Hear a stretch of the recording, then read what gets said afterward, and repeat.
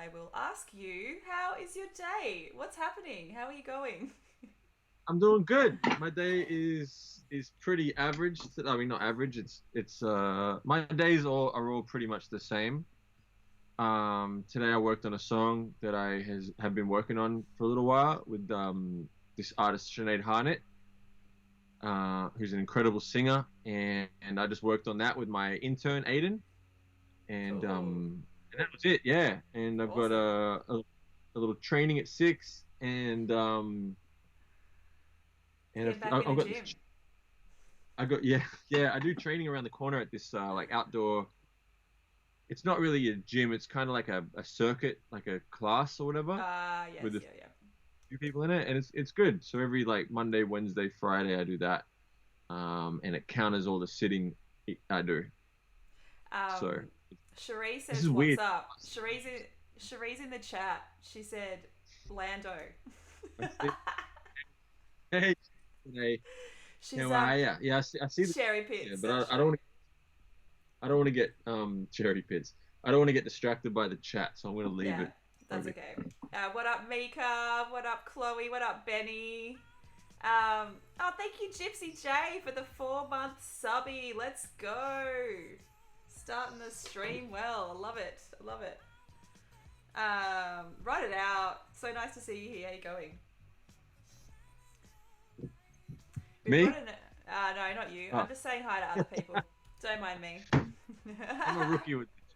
So bear with No, me. you are not. You are. You've done your first stream. We'll talk about that later. Actually, slightly appropriate. Nice to see you here. And Jade, yo yo. Shree asked when you're streaming next. Good question. Uh, yeah, I don't know. I'm trying to finish a bunch of songs before I do another stream. I kind of felt like I was kind of neglecting the what brings the fucking money in and doing other stuff. So I decided let me just finish everything and then I'll worry about streaming. So I'm not sure when it'll happen. It'll probably happen after like Christmas or New Year's, probably early January. I'm hoping. Shree said, Um, "Yeah, money is nice, but if you keep up the yeah, stream game, you could get a little bit of bit of pocket money, bit of pay a couple of the bills or something." Yeah, well, producing other artist songs is kind of what my main source of income is, and so if I'm like pushing that to the side to do Yeah, a I feel stream, or you. I don't think my I feel you. priorities are all right. But yeah, I wanna make like less. I want to do less streams, but more substance to them instead of just hanging out. I want to like I felt like the last stream I did was walking through this rule song, and it was cool because it had like a focus. Yeah, yeah, yeah, So I'd totally. rather do less streams and make them more focused and more kind of, detailed and I guess that's the plan. Or I just won't do anymore and then I'll just fade off into You'll Twitch. fade off into obscurity. Cherie said, "Yeah, Yeah. platinum records or $4 from subs." Which one? The accuracy. Mika, I no, mean, there's no 8 month jacket. You have to wait for the 9 months now. The 9 month subby jacket. So next month you'll get a little sub jacket. My my what little the fuck is this? subscription. Let's I just don't know anything about this Twitch let's shit. I have just no notes. talk you through Twitch. This is amazing. So there's Yeah, a little. subscription goals, like if you reach certain goals, monthly goals, so it's like 1, 2, 3, 6, 9, 12, and you get, oh, Mm. Amber Lee just subscribed for 8 months as well. Thank you so much. I've got a hype train coming in. Holy shit. That's pretty cool. All of the I think things are happening. Nate's gonna join us today.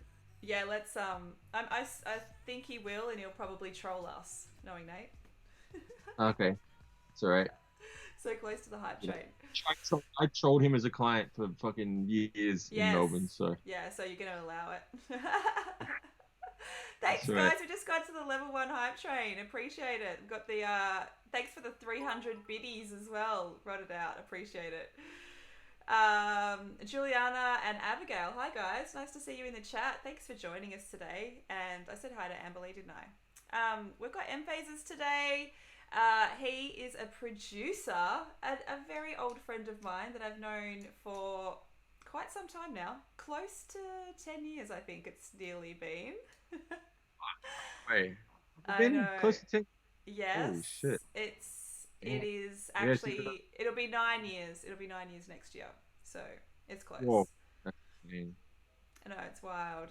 So for those of you who don't know M-Phazes, he is a bit of a fuck you. He's a bit of a legend. He's done production for people like Demi Lovato, Eminem, Daniel Johns, Kyle, Rule, if some of you guys know who that guy is. Amy Shark, Illy. The list is actually, I just pulled out a couple of names, but it's ridiculous. So really stoked to talk to you today and introduce my crew to you as well. For those who don't know who you are, there'll be a lot of people that do though, so it'd be good to have a little chat. Gonzi, what up? Hello, Maritza, is it? And little Brit's, nice to see you here as well. Brittany. Let me put you in the other screen. I want to get your... Move this. There you go. And I think I let a mosquito into the studio, so if I'm scratching my arm, I'm not on meth, I promise. Okay. I'm just. I love that was the thought that you thought that we would think that you're on meth if you were scratching your arm. Get a little crack itch. Jay Dean's in the chat. Hi, Jay Dean. That's one of Rule's backup singers. Nice to see you here. What's up, man? So good to see you. Anyway, we're gonna have a little chat to Mark. Let's start from the start. For those who don't know you, how did you get into production? Tell us about I guess the beginnings of your career. Well, I'd always been into music. You know, I was always running around singing and pretending I was playing instruments, and I remember I got into drumming first. That was my first like real interest in anything to do with making music. So I used to use chopsticks on my mum's couch, and I'll be banging on the side of the couch. So, and then I got a drum kit. So like drums were like the first thing. You know, I want to be a drummer. So I drummed for about 6 years, playing drums. I was never very good at it. I never quite, you know, got super proficient at drums. Puppies. She's going. They don't like the drum. They don't like the drumming. They're like, stop it, Mark. Stop it. But I think I got into hip hop music pretty early as well, and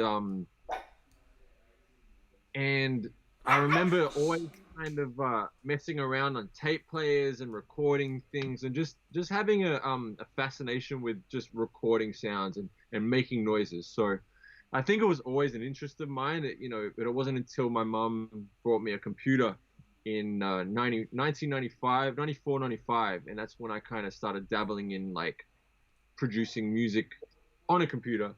Actually, before that I was making songs on a little Casio keyboard, and using tape recorders, and figuring out that I could, if I plugged the headphones into the microphone input, it would basically reverse the headphones and turn them into a mic. So I was making like stupid little rap songs and things like that. And I do also remember my dad's friend had a little studio set up, like super early 90s studio, like recording studio or whatever. And I'd go in there and just mess around on the equipment and kind of record things and just fuck around basically. It wasn't until my mum bought me a computer, and I had some vintage program called Digital Orchestrator Plus, and I figured out that you could take other people's music and put drums on them and loop it and basically make like a hip hop beat. I never quite knew how they did it. Like when I heard a rap song, I was like, how are they doing this music? Like these beats they didn't sound like a band. It sounded like a bunch of different noises put together. And it wasn't until I had a computer and I could record like samples and shit. So anyway, that's kind of how I got into music production. I also, I thought I was a rapper. Yes, so I know. I was going to ask you about that. You were rapping early on.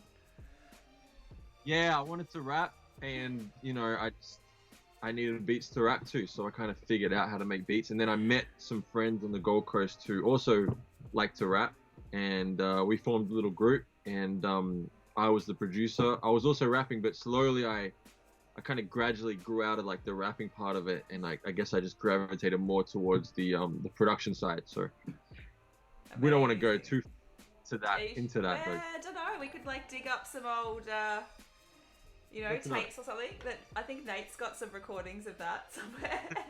Thank you so much for the host, Soy. I just wanted to give a bit of a shout out to a few people that have just joined. Sophia Udra, nice to see you here as well. J Roth, haven't seen you in ages, so good to see you in the chat. Sky, what up? It's good to see you here. Benny, did I give you a shout out before? Soy in the chat, who is my dear friend, and the music that we're playing in the background at the moment. And he's a huge fan of yours, Mark, as well. He's an incredible producer, and he lets me use all of his music for my streams. So that's what we're listening to today. Badmon Swerve, nice to see you. A Melbourne producer in the house. Good to see you here. Rora, good to see you. Precursor, Marina, thanks so much for joining us, guys. Really, really great to see you here. You did mention, I guess, yeah, you were, I mean, predominantly, and how I know you originally was that you were known as the hip hop producer in Australia. Like that was your focus. So how did you go from, I guess, making a few little beats here and there and trying to rap to really progressing your career and cementing yourself in the landscape of Australian hip hop? Well, if we go back to, having this little rap group on the Gold Coast and making our little songs, gradually I stopped rapping, so I had more time to make beats. So I literally just made beats all the time. I'd make beats and my friends would rap to them, and we'd make these songs. And I started using the internet quite early as well. I think the internet kind of came about roughly around the same time I started making music. And so I was on there quite early on chat rooms and shit. And then I remember joining this internet forum, undergroundhiphop.com, and they had a producer forum. So at the same time that I'm making these beats for my friends on the Gold Coast, I was also posting to this website that was full of like Americans, and they were like, Americans and other, I guess, people from other parts of the world, but lots of Americans were on there, and they were like listening to all the current hip hop, and they knew what was cool. So I was getting feedback from them. So we would post our beats to this website. I think every week they'd have like a beat thread, and you'd post your beats in there, and you'd be getting feedback from other producers. But the good thing about it was they couldn't see what you looked like. They didn't know you. They didn't know what you were like on a personal level. So the feedback you're getting wasn't kind of distorted through the lens of someone who, has invested interest in you, whether it's your friend or your family or your girlfriend or whoever. I'm a big believer that you kind of need to get feedback from people you don't know and who don't give a fuck about you, because they're going to be the bias. So I was getting feedback from these people who, didn't know me. So I was quite honest. They would tell me if something was really bad, but they would also be quite constructive, and it was a very supportive kind of network. So that was happening, and I think that kind of sped up my progress as a. So I think it kind of forced me to kind of step my shit up. And I was also comparing myself to these producers I looked up to. I know Illmind was on that forum. Like these producers who are now just fucking killing it. S1, Decap was on there, and a few other people. I know Decap's talked about this on his stream before, but there was all these producers. Anyway, I was doing that, and what happened? And then, I was basically producing, and then slowly people started buying beats from me for nothing, basically. But they were still buying them, and then I was working with rappers who I thought were really good, like underground rappers. And then every year, those underground rappers would be a little better known, you know what I mean? And it kind of gradually progressed to the point where I was making, waves within Australia. Like people started hearing about me in Melbourne. And I think it was around maybe 2005 or 6 is when I started working with like a few Melbourne rappers, and that's how Nate, who ended up managing me and now manages Rule, and that's how he heard about me. I'm sorry, I know I'm a little scattered here. I'm trying to keep track of the time. All good. Yeah. yeah, so Nate kind of like heard my stuff, and we toured together with Bliss and Esso, who were an Australian rap group who were touring at the time, and every time they came to the Gold Coast, we'd catch up, and I'd be sending him beats. So he really took an interest, and I think Nate was kind of the one of the I guess doorways to me working with a lot of Melbourne artists and a lot of like Australian rap groups. Yeah, awesome. Benny said that those Friday flips with Illy, he was like a huge fan of those. So Benny's like a OG Oz hip hop fan. He's got my book and everything. So shout out to Benny. What's up, Benny? And Soy said that's where I first heard your beats was on Is that how you say it? That shit had so many heavy hitters. Yeah, UGK undergroundhiphop.com. It was like there was two forums. I think there was hiphop.com and undergroundhiphop.com and I think futureproducer.com was around there too at that time. But yeah, I was on undergroundhiphop.com, and again, it spawned like some huge names: Frank Dukes, D.A. Doman, who's like all these massive producers, kind of came from the same place. So that's so cool. It was cool that you mentioned Nate too. I'm just gonna pull up the photo from the first day that we met, which is the first day I met you and the first day I met Nate. I was commissioned to shoot for this New Era campaign that you were featured in. Thank you so much for the subby Billings. Really appreciate it. Thanks for being here. And I don't know if you remember, but we were sent to your studio, and it was as you were actually building the studio. Like, it wasn't finished. So I rocked up, and the studio was literally like bones. Like, there was wood and stuff. And I'm like, I don't think this is going to work for the shoot. Yeah. And so we had to make plans and go to another studio and do this shoot that was going to be this huge like campaign for New Era. And that was like the Good Gracious hats that you did, which I'll talk about that solo album in a minute. But that was the first day we ever met, and I remember like a couple of things happened. Firstly, I was meant to shoot you. I shot you there, and then I was meant to shoot you at the Illy gig, and Nate was meant to put me on the door so that I could get into the Illy show to shoot you because you were DJing, and he forgot to put me on the door. That's right. I remember that. I was like, oh my god, this guy! Oh my, I can't believe he did me like this. It was like, oh, this Nate guy. Oh my god. And then the next time that I saw you was when I was shooting some portraits, which ended up being Rise, and you suggested that I contact Nate to help me kind of get in contact with other hip hop artists, and then the friendship was cemented, and it was like I found out that he's like the biggest legend in the world, and my first impressions of him were wrong, and he's actually awesome.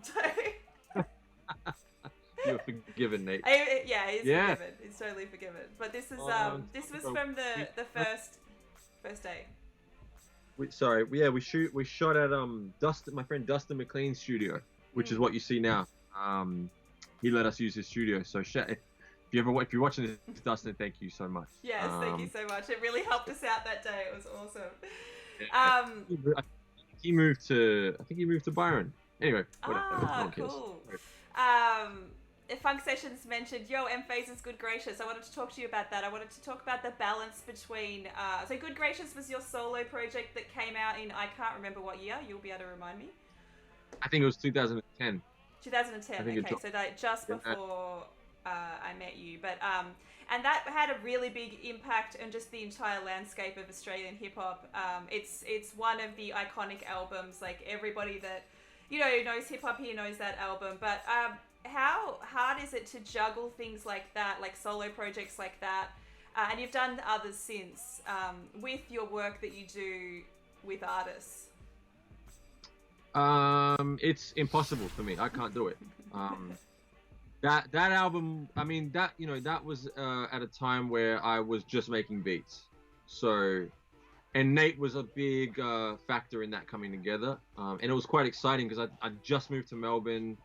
I think I'd been in Melbourne for maybe 2 or 3 years, and I signed to Obese, and so it was quite exciting. So at the time it wasn't too bad. It was the music I wanted to make, and it was quite easy because a lot of the artists were like, you know, in the same city, or we actually flew a few of the artists in to record. And so at the time it wasn't too bad. You know, the way I worked back then was I was in the kitchen at the house I lived in with Nate, and I'd just make beats all day, and that's all I would do. I would go record digging, like digging for records. I'd come home and I would sample the records and I would make beats, and then Nate's job was to get those beats out there and get them into the hands of artists. And I also had someone in the States who was doing that as well. So it was different than what I do now. Is I write songs. You know, I have artists in the studio and I write the songs with them, and then I have to produce them. So it doesn't really leave a lot of time to make beats, or to work that way. And it's hard for me to do that now, to just sit down and make a beat without any kind of purpose to it or objective. So yeah, it wasn't too bad. I'm trying to think if there were any like big hurdles. There wasn't really. I'd make a batch of beats for one artist, and I'd send it to them and go, hey, do you want to pick one to rap to? And they'd be like, yep, I'll rap to this one. And they would write their raps, and sometimes they would record it themselves and send me the vocals, or they would come in and record it with me. But it was that was kind of how we made it happen. Yeah, and then I guess you just went on to be working with the artists that became the biggest kind of hip-hop artists in Australia at that time. So people that were having a lot of success, like your Bliss and Essos and your Illies and people like that obviously then that just helps with your name in the whole scene. It's like you're the dude that you need to go to, sort of thing. Yeah, I was already working with a lot of those guys already, which helped a lot. Like we were mates. I'd been working with Bliss and Esso. I'd been working with Illy. But you got to think as well, like, you know, I'm a rap producer. These guys need beats, so you know they were all like happy to be a part of it. Yeah. You know? Yeah, totally. But I also think that Nate was quite instrumental in like orchestrating that. Like there was a grand plan. There was a plan behind it. It wasn't just like, let's make an album for fun. It was like, how do we cement your name as like one of the go-to producers in the Australian hip hop community or scene, or say. So he's got the business now in that respect. Like he's, you know, I can say that he's very similar for me as well. Like he's been instrumental in a lot of our careers. Yeah, no, exactly. So, you know, I think he had a bigger kind of vision for everything, and that was even with the show we put on in Melbourne and the little tour we did. It was kind of all orchestrated to like cement me as like the premium hip hop producer in Australia, you know, and get I guess more work off the back of that, and it worked. You know, I think it helped a lot. It was a great project for me to just sink my teeth into and kind of navigate doing a whole album. And I was a huge fan of you know, I'm a 90s kid, so you know, born in the 80s, but I, you know, grew up to 90s hip hop, and a lot of those albums always had like skits in between the songs, and they had like a thematic, I guess, common kind of thread throughout the album. So I was excited to do a whole record for that reason too, is to kind of, you know, how do I go from this song to that song? How can I put a little skit in there? So I was doing like, you know, on the Mantra song, I had his little brother on the records, you know, just little skits and things like that. That was quite fun to do as well. Yeah, so. Awesome. X144 has just joined the chat and he said, what it does, Phases. Yes, he did guide the raid. I was already going to raid you, X. You didn't need to redeem that. So if I'm still on when you're streaming, nice to see you here. He said, dope new room as well. It's looking good. Oh, thanks, man. Thanks very much. That looks great. Jane had a question before. I'll just touch on it quickly because I think it's a great question. But she said, did you feel like starting at the Gold Coast meant you were a little isolated from the larger rap scenes in other cities? Definitely. Again, I think it pushed me to use the internet and to connect with people.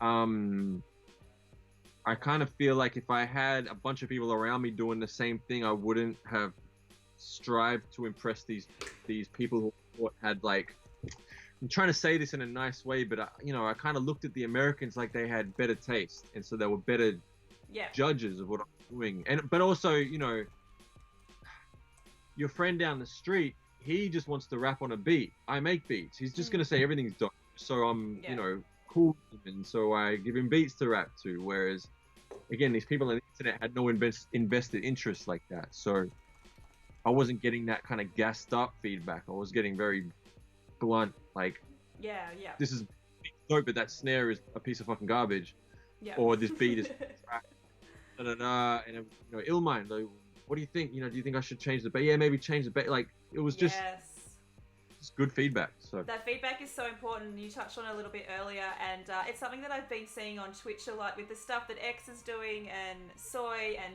Butter and a bunch of the producers, is like just that really honest feedback so people can grow. Like, it's so important when you're starting out as an artist. And you know, we're doing the same thing with our crew as well, with our photography community, but honest feedback that's really supportive as well. So it's like you can tell them what they, you know, what might help them be better, but like in a constructive way that's not nasty. It comes from a place of love, you know. So yeah.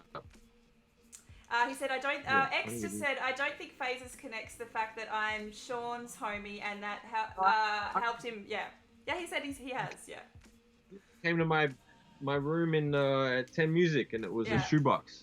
I appreciate the help. No, I remember. And I've checked out your streams too, man. They're awesome. How good do X's streams look? It's like so legit.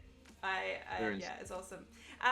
You've now moved to LA, kind of recently. You've been there a couple of years now, but and you've really kind of stepped away from hip hop. You're working, I guess, predominantly kind of in the pop world or just other forms of music. How hard was that transition for you? And was that like a conscious thing where you were like, I need to get out of hip hop, I need to, you know, I've reached the ceiling sort of thing?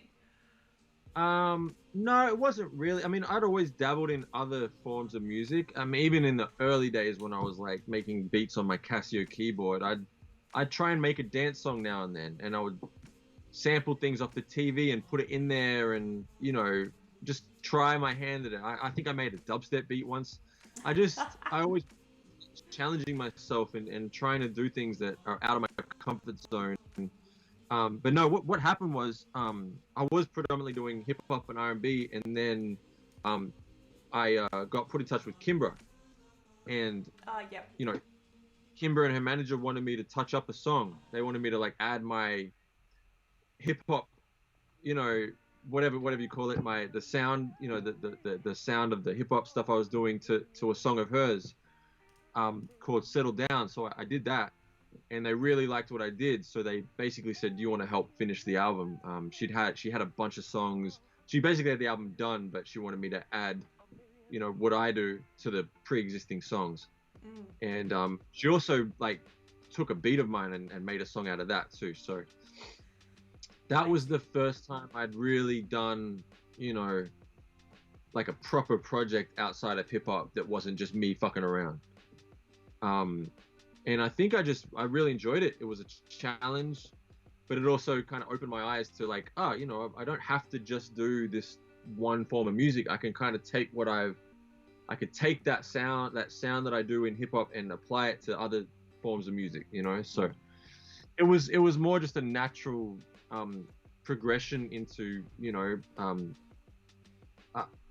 trying something new, which I still do. You know, I find it hard to just stick to one style of music. I'm always ebbing and flowing. You know, right, this month it might be this sort of music, and then next month it might get a little more electronic, and I'm easily kind of swayed into trying new things and I guess incorporating different sounds and things like that. So yeah, and how did you find that transition moving to LA? Like, that's a pretty big move. And did you feel like you were starting like all over again, or did you have some connections over there that, you know, you knew a few people? Yeah, I was lucky enough to have a few contacts. Like, I had management over here before I moved. I actually did a few songwriting camps in Bali, and I met a bunch of people on those, and those camps were kind of like, they kind of planted the seed, me wanting to move. So I actually met a couple of people in that camp who really kind of took me under their wing, and I actually stayed with one of them when I first moved out here. My friend Mitch, I stayed in his guest house for 6 months, and before I found a place to live, and we're still quite close now. But yeah, as I did have a little network of people, but I still felt like I was starting from scratch. Mm. Which Yeah. which was really tough at first, but it's what I wanted, and it's also it's kind of a driving force for me. I don't like to feel like I'm, as they say, the smartest in the room. I don't like that feeling of like I have no one to kind of look up to kind of. And I'm not Mm. saying I was the best in Australia, but it is a small industry. It's a very small I industry. I'd probably say it if you won't Thank you. say it. I had people I had people I thought were dope, but I felt like we were kind of Yeah, peers at a yeah, certain. yeah. Whereas I know exactly what you're talking about. Yeah.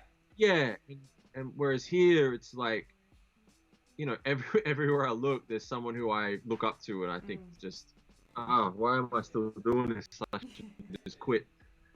But it turns me back into like a student.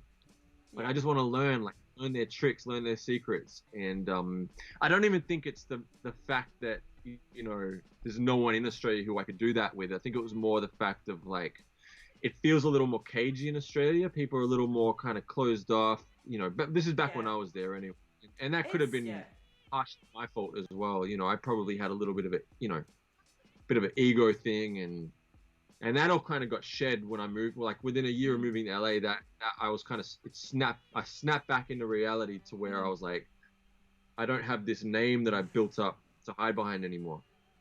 I don't have. I'm not the big shot producer. I'm not Yeah. the go-to guy. Like I have to fucking prove myself, and Yeah. I still feel like that. But now it's become this like driving force, and I want to learn more. And how do I get better? How do I make this vocal sound better? How do I so I'm watching the streams, I'm learning things, I'm watching YouTube tutorials. I think without that move, that none of that would have happened. So I love that. That's so good. I think that if we ever get to a point where we're not doing that, it's like you become stagnant and then everyone overtakes you. So that's really 100%. cool. There's a couple of fans of Settle Down in the chat as well. There was like, holy cow, Settle Down was one of my favorites, and also Uh, Wood said that yeah, Settle Down is so good. What up, Alias? Just saw Alias in the chat as well. Um, you just mentioned something about the I guess that moment where you had to take a step back in terms of your ego, and you have those moments where you're doubting your abilities and stuff. How do you get through that? How do you push through that? Because that's something we talk about a lot just as artists, and having imposter syndrome and trying to get through those times. I think talking about it too really helps to know that we all go through that, like all artists kind of go through that. Definitely. Sorry, Oh, I there it forget is. it. There it is. Did you see it? I saw it. No, I didn't see it. I just saw you clap. Uh, yeah, I mean, I talk about this a lot, so I won't get too far into it. But I Yeah. did struggle a lot in Australia with a lot of anxiety, a lot of feeling like my worth was attached to my music. So if a song was never good enough, it was never good enough. I had to make it better, and it just turned into this constant fucking cycle of revision and just basically just spiraling out of control into just like I'm not good enough. And if a song was released and it didn't do as well as I wanted, I would take it very personal. I wasn't great at taking criticism, so if an artist didn't like what I did on a song of theirs, production wise, Mm. I would take that personal, and just caused a lot of issues in my life, lots of issues, and I didn't quite like realize where the problems were coming from. Again, until I moved here and it started to make sense. Like yes, like a year or a year and a half into being in LA. So I kind of had to learn that, and this is a little corny, but I kind of had to learn that I'm not my music. Yeah. Like my worth as a person isn't determined by a song I produce. Yes. It's so easy for any creative in any creative field to like really attach their worth to their creations or this is they make. you're talking my language right now. This is me in a nutshell. Is that your identity becomes what you do and what you're known for. Yeah.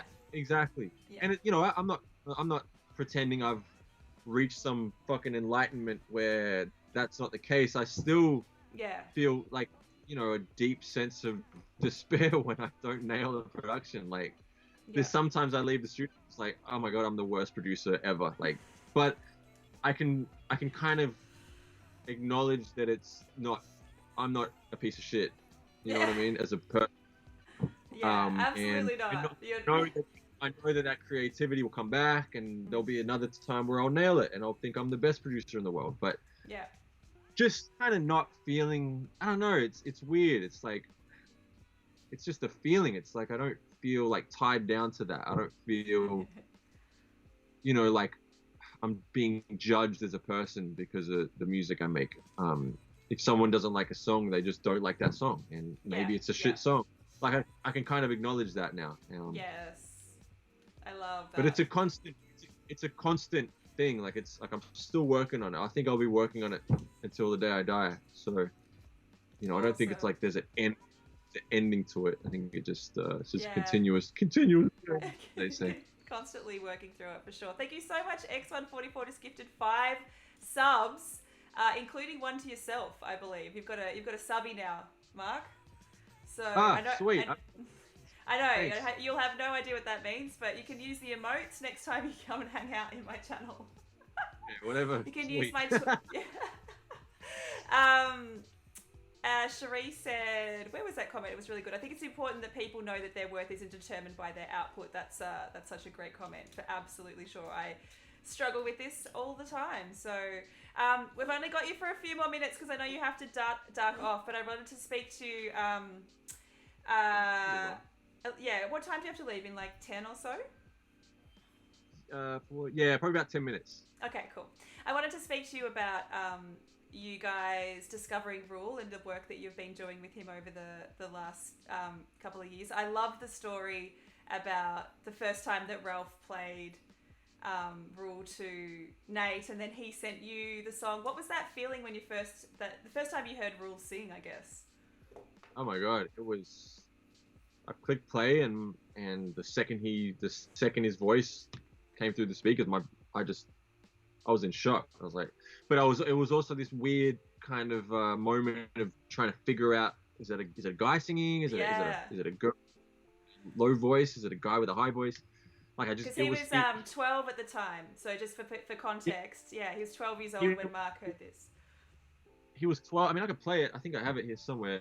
But he was 12 at the time. Actually, maybe I shouldn't. He'll probably get shitty at me. But he was 12, but he had this raspy voice, but also had this vocal ability that I could never fathom that it would have been a 12-year-old. Like, he's saying his voice was that good.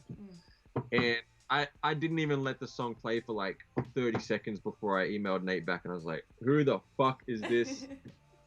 I think I might have called him, and I just, who is this? And then he told me, this is the guy I'm working with, this is his son.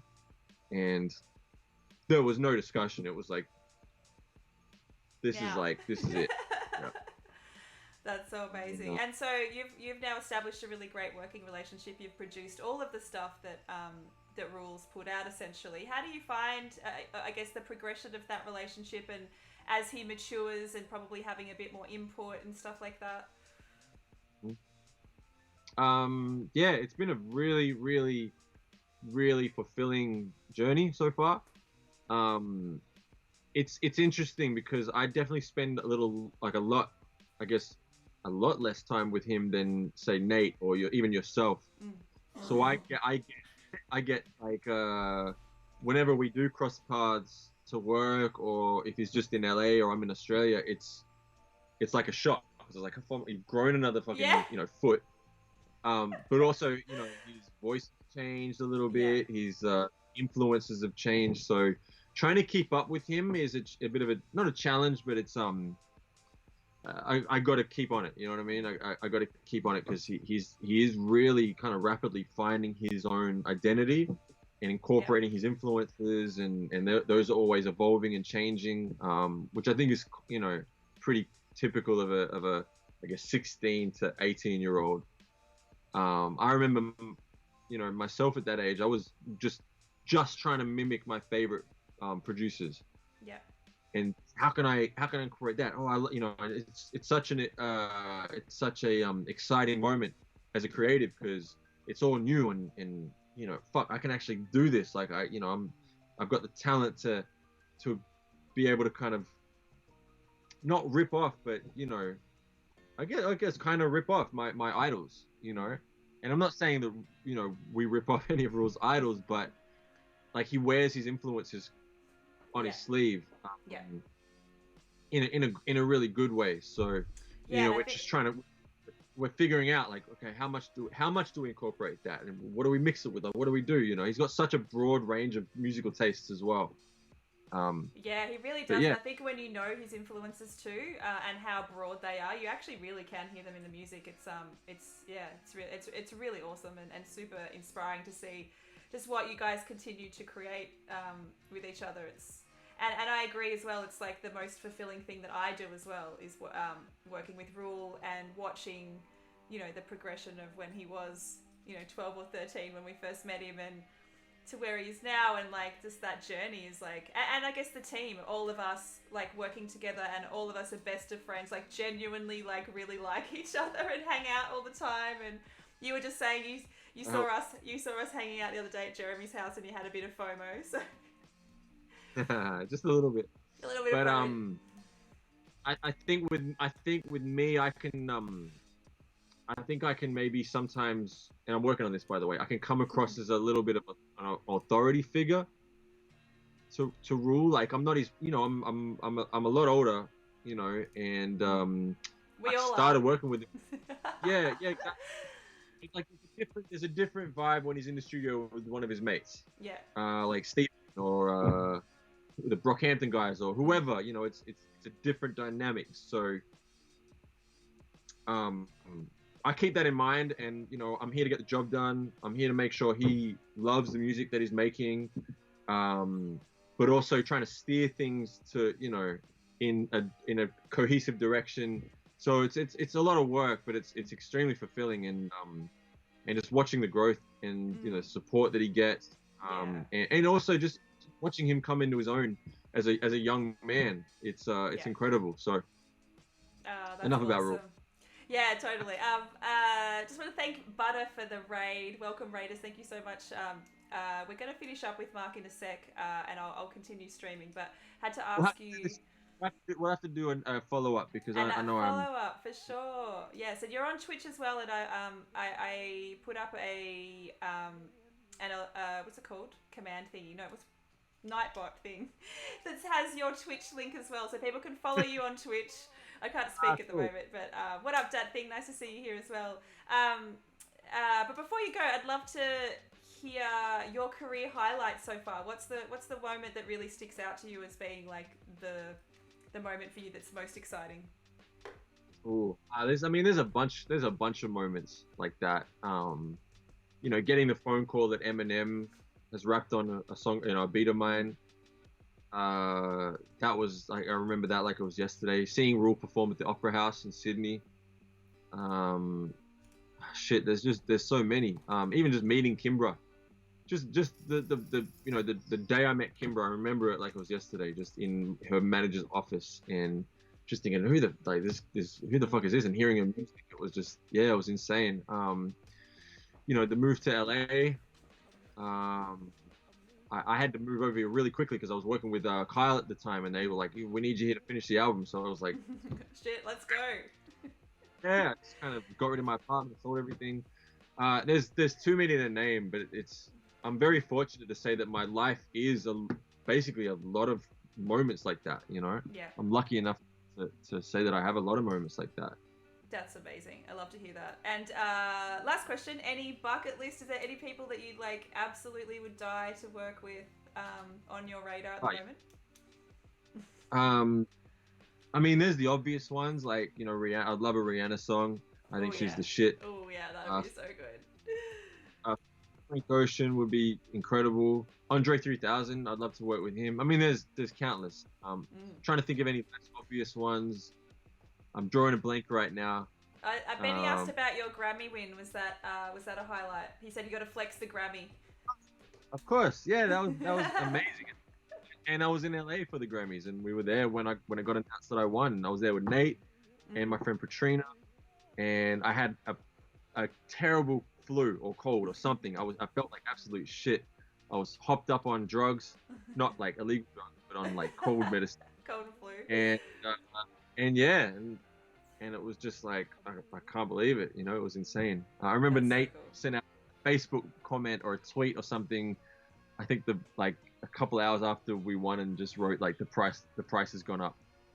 I thought I that was pretty. remember that. Yeah, X has just asked what the Grammy was for. Was it the Eminem joint? That was for Eminem's album won Best Rap Album in for Marshall Mathers LP2 in I think I want to say that was maybe 2014. I think it was a Yeah, while ago. I feel like it was. Yeah, that sounds about right actually. Um, so good, mate. Very proud Yeah, of mate. you and stoked to Uh, call you a like, friend. It's so good to see your face today. Thank you for making time. I know you have to duck off. You've got another appointment. yeah, We've if you got want to schedule a next chat, I'd love, and I will yeah, do it on a duck off. yeah, That'd be yeah, awesome. I feel like we yeah. just We just scratched the surfaced. surface. Absolutely, yeah, absolutely. We'll definitely sort that. Thank you so much. Really, really appreciate it. Lots of fans of yours in the chat, so I know they really appreciated the chat. I'm going to hang around a bit longer if you guys want to chill. We'll say goodbye to Mark. Catch you All right, later. thanks for having Talk to you really me. soon. Bye. Bye. Aw, so nice to see Mark. Haven't seen